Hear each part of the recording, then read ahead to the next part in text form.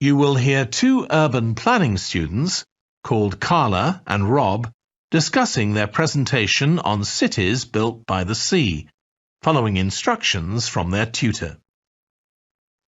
First, you have some time to look at questions 21 to 25.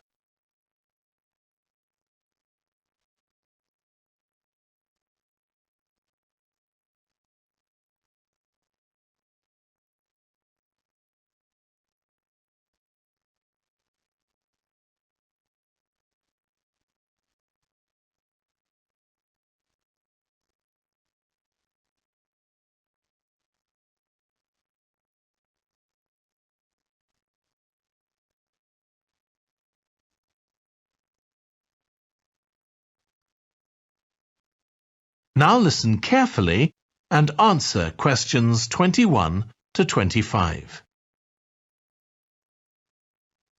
Okay, so what I'd like you to do now is to talk to your partner about your presentations on urban planning. You should have done most of the reading now, so I'd like you to share your ideas and talk about the structure of your presentation and what you need to do next. OK, Rob, I'm glad we chose quite a specific topic, cities built next to the sea. It made it much easier to find relevant information. Yeah, and cities are growing so quickly. I mean, we know that more than half the world's population lives in cities now. Yeah, though that's all cities, not just ones on the coast. But most of the biggest cities are actually built by the sea. I'd not realised that before. Nor me. And what's more, a lot of them are built at places where rivers come out into the sea, but apparently this can be a problem. Why? Well, as the city expands, agriculture and industry tend to spread further inland along the rivers, and so agriculture moves even further inland up the river. That's not necessarily a problem, except it means more and more pollutants are discharged into the rivers. So these are brought downstream to the cities? Right. Did you read that article about Miami on the east coast of the USA? No.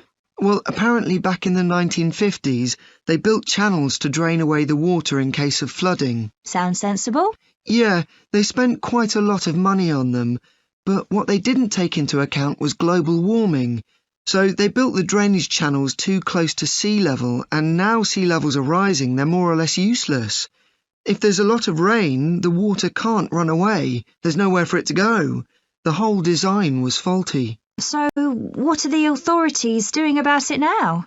I don't know. I did read that they're aiming to stop disposing of wastewater into the ocean over the next 10 years. But that won't help with flood prevention now, will it? No, really, they just need to find the money for something to replace the drainage channels in order to protect against flooding now.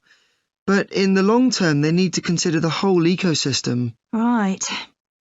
Really, though, coastal cities can't deal with their problems on their own, can they?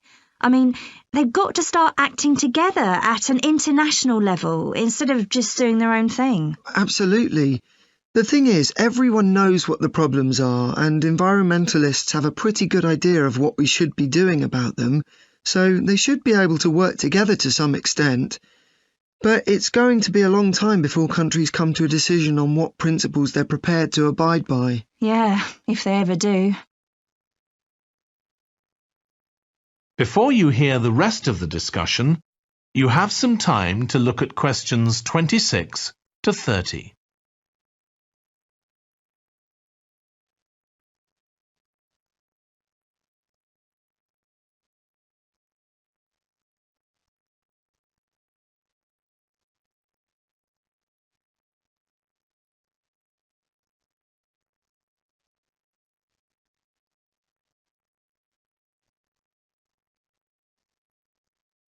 Now listen and answer questions 26 to 30. So, I think we've probably got enough for our presentation. It's only 15 minutes. OK, so I suppose we'll begin with some general historical background about why coastal cities were established. But we don't want to spend too long on that. The other students will already know a bit about it. It's all to do with communications and so on. Yes.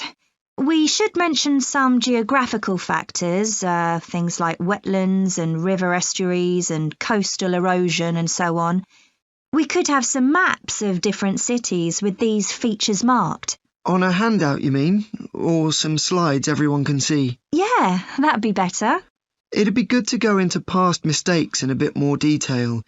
Did you read that case study of the problems there were in New Orleans with flooding a few years ago? Yes, we could use that as the basis for that part of the talk.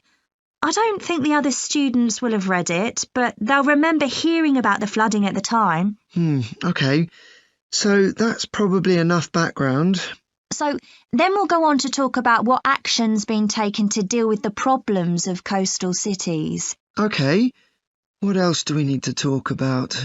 Maybe something on future risks, looking more at the long term if populations continue to grow? Yeah, we'll need to do a bit of work there. I haven't got much information, have you? No, we'll need to look at some websites. Shouldn't take too long. OK. And I think we should end by talking about international implications. Maybe we could ask people in the audience. We've got people from quite a lot of different places. That'd be interesting if we have time, yes. So now, shall we go on?